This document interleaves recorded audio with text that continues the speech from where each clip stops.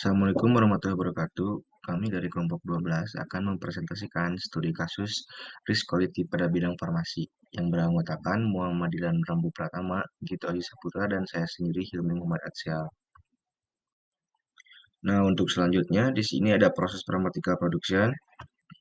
Risiko kualitas dari proses yang kami pilih adalah research, quality control, dan packing. Untuk yang pertama ada research. Kesalahan dalam perencanaan penelitian misalnya tidak merancang protokol penelitian yang sesuai, mengabaikan faktor penting dalam desain studi, dan menetapkan kriteria pengambilan sampel yang buruk. Kesalahan dalam perancangan penelitian dapat mempengaruhi hasil penelitian dan membuatnya tidak akurat. Untuk selanjutnya ada keterbatasan sampel. Misalnya, sampel yang kecil dapat menghasilkan hasil yang tidak dapat diandalkan dan tidak dapat digeneralisasi ke populasi yang lebih besar. Nah, untuk yang terakhir ada kesalahan dalam pengelolaan data. Kesalahan dalam pengelolaan data dapat terjadi pada berbagai tahap dalam penelitian farmasi dan pengumpulan data hingga analisis statistik. Kesalahan ini dapat menghasilkan hasil yang tidak akurat atau tidak dapat diandalkan. Kemudian ada quality control.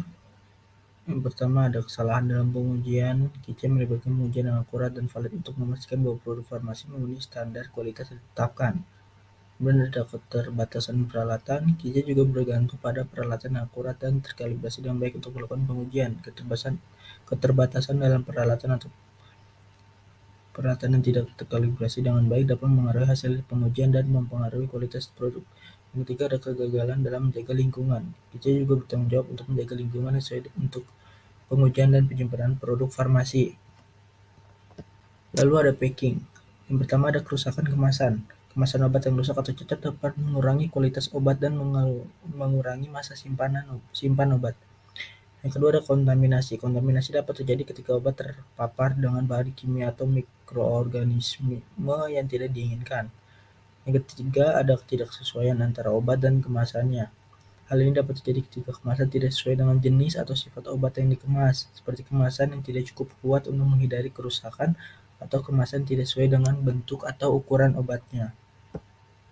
Di sini ada fishbone diagram proses packing dari bahan kemasan. Yang pertama rusak atau cacat sebelum digunakan, kemudian tidak cukup kuat atau tahan terhadap tekanan, dan tidak steril atau terkontaminasi. Terus ada peralatan packing mesin, rusak atau tidak terawat dengan baik, tidak sesuai dengan jenis obat yang diproduksi, dan tidak dioperasikan dengan benar. Kemudian ada kesalahan manusia, yaitu ada kesalahan dalam penempelan label atau kode produksi pada kemasan, kemudian menutup kemasan dengan tidak rapat, dan pengukuran atau pemilihan jumlah obat yang tidak tepat. Terakhir ada kontaminasi lingkungan. Yang pertama itu kondisi ruangan packing yang tidak steril atau tidak bersih, kebersihan staf dan peralatan yang tidak terjaga. Terakhir, kontaminasi dari bahan, kemasan, atau obat yang terkontaminasi sebelumnya. Kemudian kita masuk ke poin antisipasi dari faktor yang menyebabkan cacat krusial. Yang pertama itu ada dari bahan kemasan, yaitu pemeriksaan kualitas bahan kemasan. Sebelum digunakan, lakukan pemeriksaan kualitas terhadap bahan kemasan. Periksa apakah ada kerusakan fisik seperti retak, cacat, atau kebocoran. Pastikan label dan tanda kemasan sesuai dengan persyaratan dan informasi yang tepat mengenai produk. Kemudian ada peralatan packing, yaitu pemeliharaan dan perawatan rutin. Pastikan peralatan packing menjalani pemeliharaan dan perawatan rutin sesuai dengan panduan produsen.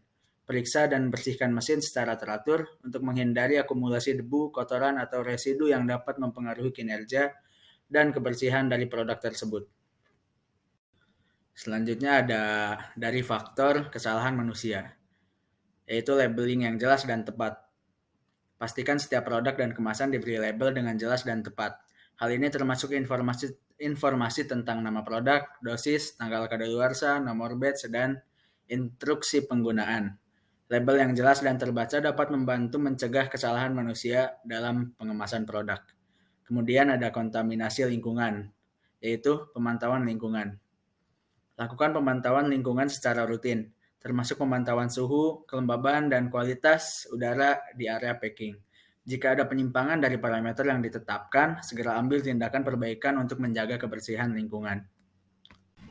Selanjutnya ada tabel risiko. Di sini jenis risikonya itu ada bahan kemasan, peralatan packing atau mesin, ada kesalahan manusia, dan kontaminasi lingkungan.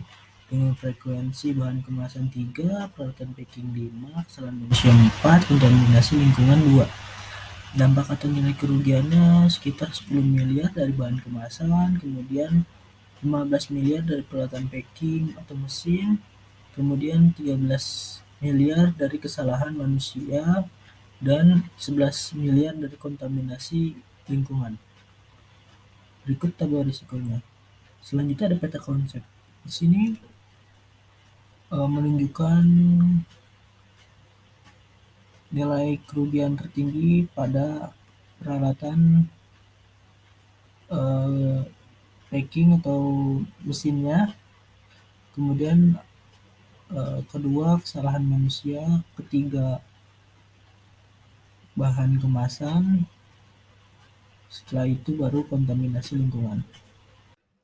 Kesimpulan yang dapat kita ambil dari materi yang tadi kami sampaikan ialah beberapa faktor yang dapat menyebabkan cacat produksi pada proses packing di bidang farmasi mencakup bahan kemasan yang tidak memenuhi standar kualitas, kesalahan manusia, peralatan packing yang tidak berfungsi dengan baik, kontaminasi lingkungan, ketidaksesuaian antara obat dan kemasan, kurangnya pelatihan dan pengalaman staf packing, serta kurangnya pengawasan dan pengendalian kualitas. Untuk mengatasi faktor-faktor penyebab cacat tersebut, beberapa langkah antisipasi yang dapat dilakukan termasuk pemilihan bahan kemasan yang tepat, pemeriksaan kualitas bahan kemasan, verifikasi dan validasi, pemeliharaan dan perawatan rutin terhadap peralatan packing, kalibrasi dan verifikasi, pemantauan real time, serta pelatihan staf dan pengawasan kualitas yang baik. Dengan mengelola resiko kualitas dengan baik dan mengambil langkah-langkah antisipasi yang tepat, produsen farmasi dapat memastikan produk farmasi yang dihasilkan aman, berkualitas, dan sesuai dengan standar yang ditetapkan. Sekian dari kelompok kami. Mohon maaf bila ada kekurangan dan kesalahan. Semoga ada manfaat yang dapat diambil oleh kita semua. Wassalamualaikum warahmatullahi wabarakatuh.